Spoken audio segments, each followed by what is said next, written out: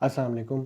मेरा नाम है डॉक्टर यूसुफ और आज हम बात करने वाले हैं बहुत ही एक डिफरेंट पर्सपेक्टिव से कि कोरोना वायरस के बारे में कि भाई ये क्यों हुआ, आज तक ऐसा कभी नहीं हुआ था, इसकी वजह क्या थी। ठीक है, तो शुरू करेंगे एक बेसिक एग्जाम्पल से। ठीक है, मैं आपको एक एग्जाम्पल दूंगा, एक सिनारियो जो कि ट्रू सिनारियो है, और फिर उसको लेके चलेंगे। शुरू है इस बात से कि भाई एक जंगल था। उस जंगल में तकरीबन 100 हिरन थे। अब वो कभी 90, कभी 110 इस लिहाज से ऊपर नीचे चलते रहते थे, लेकिन अंदाज़न एवरेज 100 हिरन थे और तकरीबन 5 से 6 शेर होते थे। अब होता ये था कि शेर कभी हिरन खा लेता था, तो हिरन कभी कम हो गए, हिरन ज़्यादा पैदा हो गए तो हिरन थोड़े ज़्यादा हो गए, लेकिन एक एवरेज मेंटेन रहता था। फिर हुआ क्या कि एक दफ़ा बादशाह गया जंगल में देखने के लिए। जब वो वहाँ गया उसने देखा कि भाई एक हिरन का शिकार एक शेर कर रहा है। अब बादशाह को हिरन बहुत पसंद थे। उसने देखा कि किस तरह शेर ने हिरन को खाया, सारी चीज़ें, तो उससे बड़ा अफसोस हुआ। उसने हुक्म दिया कि भाई इन तमाम हिरनों को बचाओ, इनके लिए प्रोटेक्शन लाओ। तो उस आदमी ने कहा सर ये तो जंगल का कानून है, यहाँ तो चलता ही यही है कि बड़ा जानवर छोटे जानवर को खाता है। उसने कहा नहीं, मुझे मुझे हिरन बहुत अच्छे लगते हैं और इन शेरों की वजह से हिरन की तादाद कम से कम होती जा रही है। मैं चाहता हूँ कि तुम इन तमाम हिरन को बचाओ। तो वो क्या करते हैं भाई, शेर को पकड़ के जितने भी होते हैं उनको एक अलग एरिया में रख देते हैं। उनके लिए जो जगह है वो अलग मुख्तसर कर देते हैं, उनको अलग खाना दिया जाता है। और हिरन के लिए बिल्कुल जंगल का अलग हिस्सा कर दिया जाता है। लेकिन होता ये है, क्योंकि आपने एक कुदरत का बैलेंस, नेचुरल बैलेंस को डिस्टर्ब कर दिया है, तो हिरन अब 100-200 के बजाय 1000-2000 पहुंच जाते हैं, क्योंकि कोई खाने वाला है नहीं और हिरन मल्टीप्लाई पे मल्टीप्लाई होते जा रहे हैं।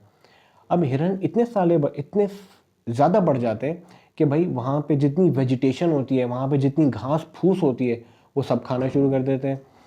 वो घास फूस ख़त्म होते होते वो जो हिरन के जो जंगल का हिस्सा था वो एक बंजर ज़मीन बन जाता है। फिर बादशाह जब आता है तो वो कहता है यार ये क्या हो गया, ये मैंने क्या कर दिया।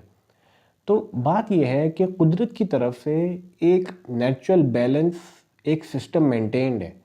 ठीक है, क्योंकि हमारी रिसोर्सेज लिमिटेड है, पॉपुलेशन ज़्यादा होती जा रही है। अब होता क्या है कि वो लोग जो फिट होते हैं वो सरवाइव करते हैं। एक और एग्जांपल मैं आपको दूंगा कि भाई एक फॉर एग्जांपल जंगल था, वहाँ पे ना मॉथ हुआ करते थे। मॉथ जैसे बटरफ्लाई जैसे होते हैं, वो ग्रीन कलर के होते थे और ब्लैक कलर के होते थे। जो ब्लैक कलर के थे वो बहुत ही कम तादाद में थे। क्यों?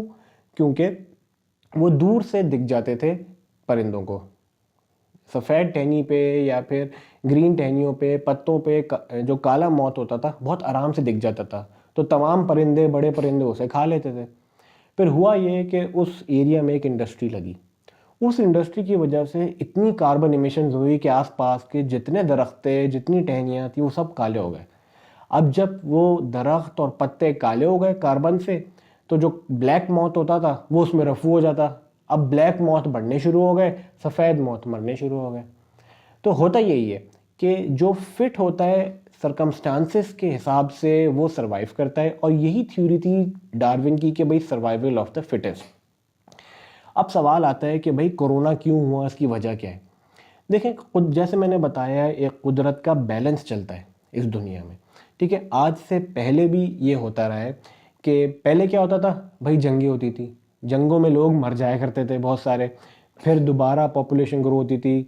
पहले पॉवर्टी बहुत ज़्यादा थी, लोग गरीब बहुत थे, गुर्बत से, भूख से, इन सब चीज़ों से, पानी की किल्लत से लोग बहुत सारे मर जाया करते थे।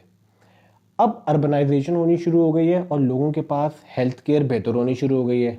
अब कोई जंग भी नहीं होती, या तो कोई न्यूक्लियर वॉर हो जिससे लोग की पॉपुलेशन कम हो।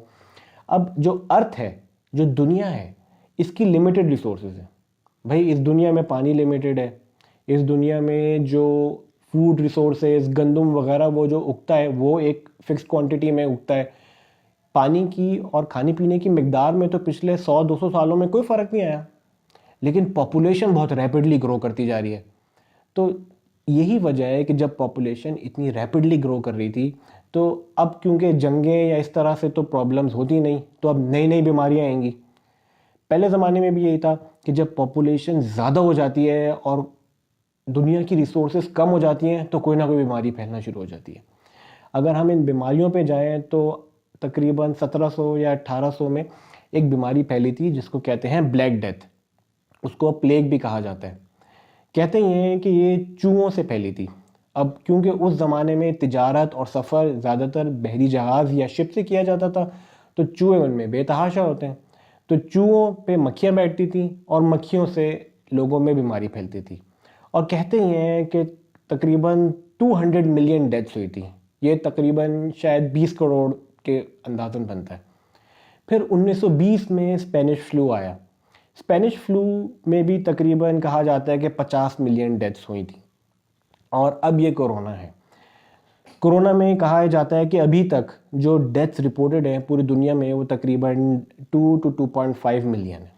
ठीक है, तो मेरा आज ये बात करने का मकसद ये है कि ये आज कोरोना है तो कल कोई और बीमारी आएगी, और इस तरह से जिस तरह पॉपुलेशन बढ़ती जा रही है बीमारियां बढ़ती रहेंगी।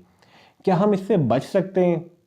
कहना बहुत मुश्किल है, क्योंकि हम बहुत रैपिडली ग्रोइंग सोसाइटी में रहते हैं। हमारा बहुत सारी चीज़ों से एक्सपोजर होता है। आजकल दुनिया में ट्रैवल बहुत ज़्यादा बढ़ गया है, तो बीमारियां जो भी होंगी वो रैपिडली फैलेंगी।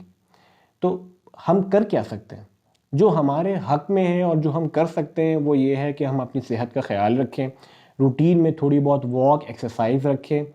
जो डायबिटिक पेशेंट्स हैं अपने शुगर का ख्याल रखें, क्योंकि जो शुगर है हमारी ओवरऑल इम्यूनिटी को वीक करती है। और हम बहुत ज़्यादा तेल, चिकनाई और शुगर वाला इंटेक जो है खाने में उसको कम रखें। तो ऐसा नहीं है कि हम लोग बिल्कुल हर बीमारी से बच जाएंगे, लेकिन हम कोशिश ज़रूर कर सकते हैं। बाकी अल्लाह से दुआ कर सकते हैं कि अल्लाह हम सबको सेहत और तंदुरुस्ती दे। ठीक है, तो आज का मेरा यही मैसेज था कि कोरोना वायरस क्यों आया, और ये कुदरत का निज़ाम है जो कि बार बार रीसेट होता रहेगा और दुनिया बार बार एक दफ़ा फिर ज़ीरो के फिर शुरू होती रहेगी। तो हमें कोशिश करनी है कि हम इन बीमारियों से बचें और अपने घर वालों का ख्याल रखें। आज के लिए इतने ही, जब तक के लिए अस्सलाम वालेकुम।